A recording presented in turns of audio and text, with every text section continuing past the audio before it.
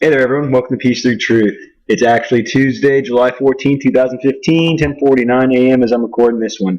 I just came across an article on the old newsletter there that claims that an officer was ambushed in, guess where? St. Louis well, reports are conflicting. It says 4, but then they're only looking for one gunman. So let's take a look at it. Now, I've got the original report off of Twitchy. That's Michelle Malkin's little, propaganda front, if you will. They tried to assassinate a police officer, St. Louis cop, ambushed by 4 suspects while sitting in his car. And this was posted at 8:01 a.m., July 14th. It just coincidentally, right at the very beginning of the day, that she posted this. Now, she goes through a few, little posts here. Apparently, a tweet from the chief at the hospital with an officer who was shot by a suspect. His ballistic vest did its job tonight. We have a lot to be thankful for. Retweeted a whole shitload of times. We've got the reporters in the area, the prostitutes going crazy over it.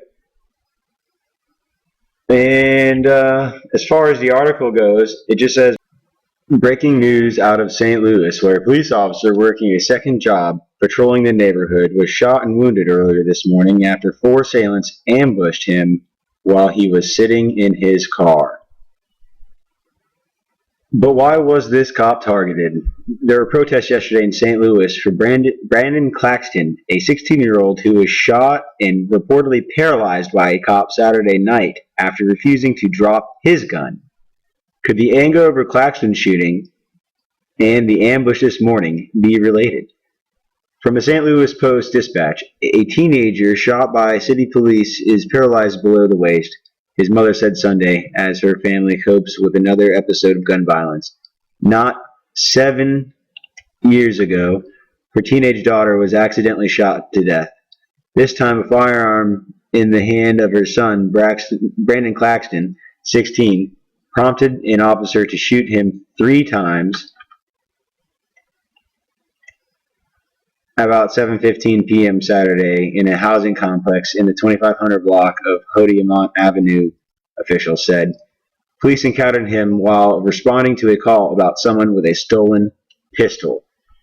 Now, a few things that were kind of red flags to me in this article were that, well, first of all, police were responding to a call about a stolen pistol. How someone would know that there was a stolen pistol would be, that would be almost impossible unless the suspect told someone, hey, I stole this pistol, and then he left their house, and then someone snitched on him. And if you know hood rules, you don't snitch. You especially don't call up the police and snitch. That's way against hood policy. So that doesn't sit right.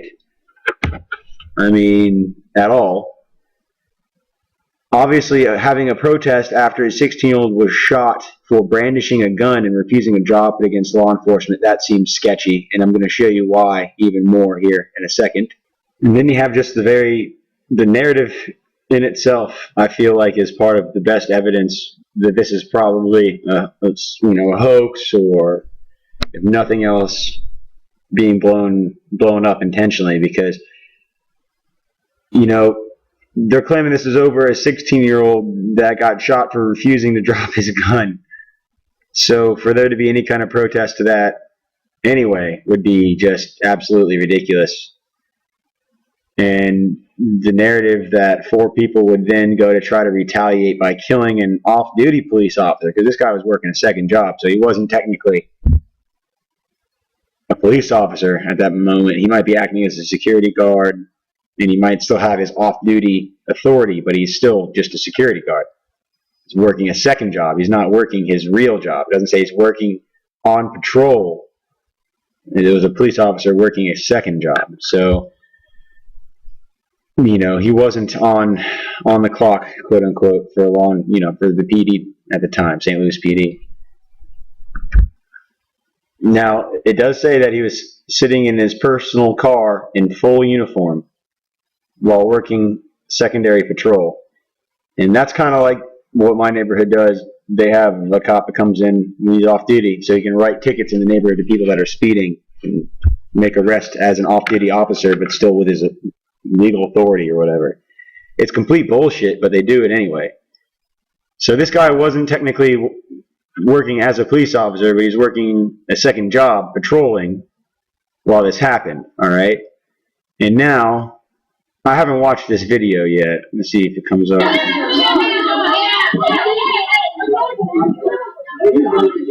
You see Black Lives Matter? I'm taking it that was Black Lives Matter is there. So anywhere you see a Black Lives Matter protest, you definitely have to be a little suspicious because they're directly funded by people like George Soros and the billionaires who want to stir up shit. Now, this is where I think it gets interesting. They give us this little clip, which is proof of nothing, other than that Black Lives Matter was there, of a protest.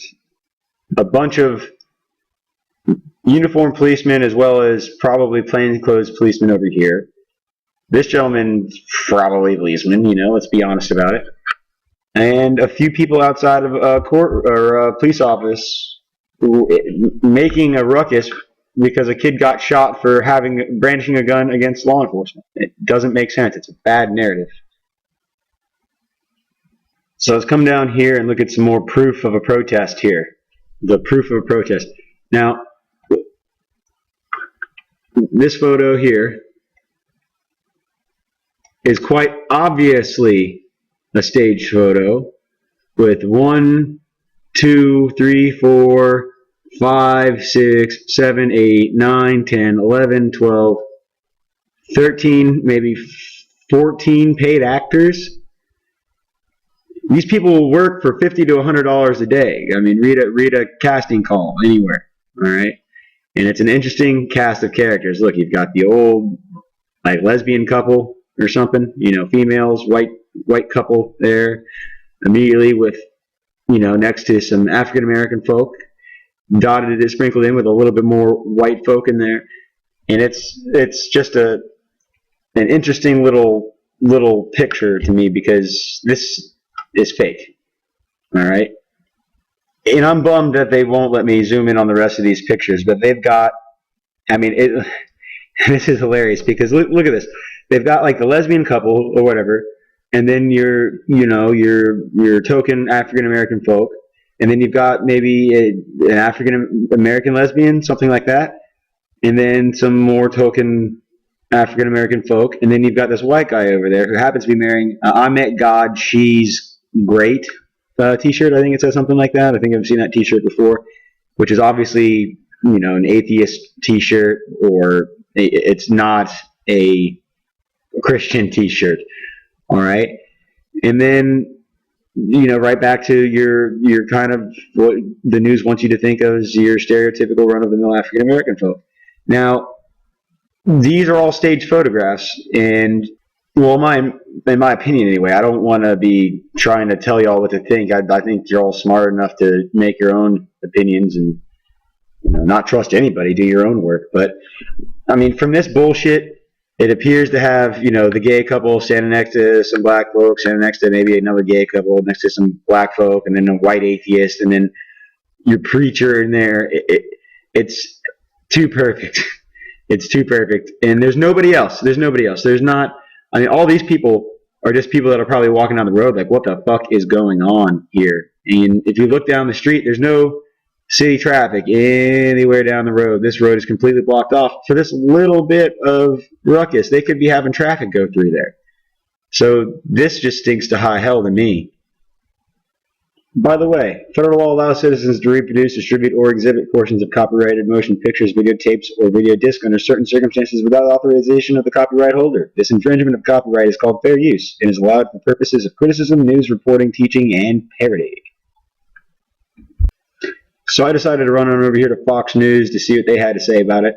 And it says, St. Louis authorities hunt for gunman who tried to assassinate cop. And I thought it was interesting because it was man as in singular.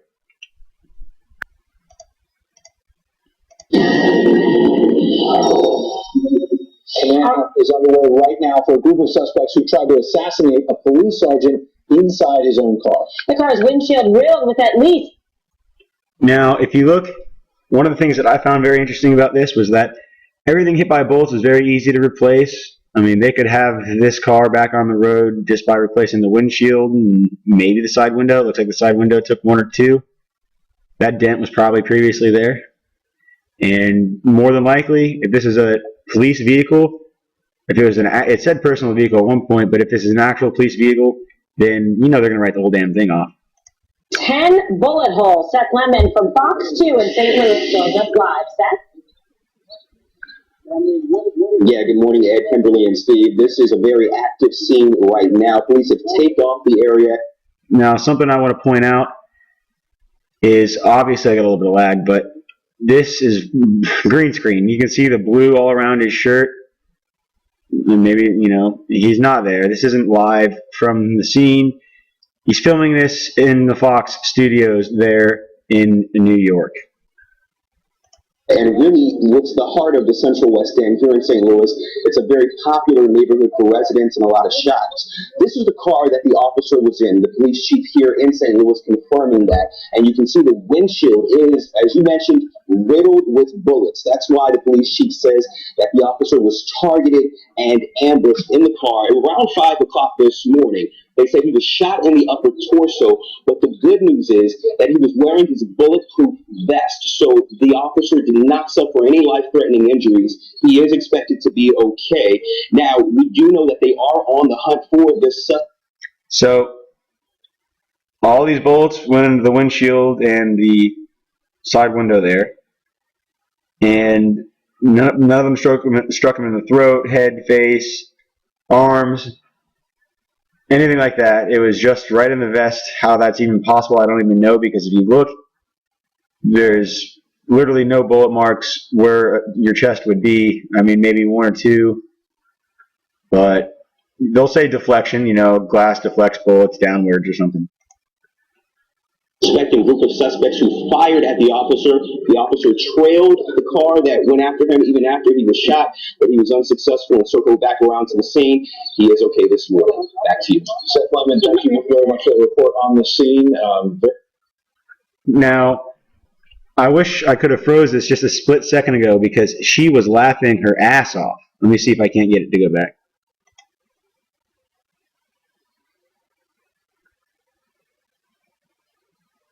Unfortunately, my videography skills are not very good, so this is going to be a very quick glimpse.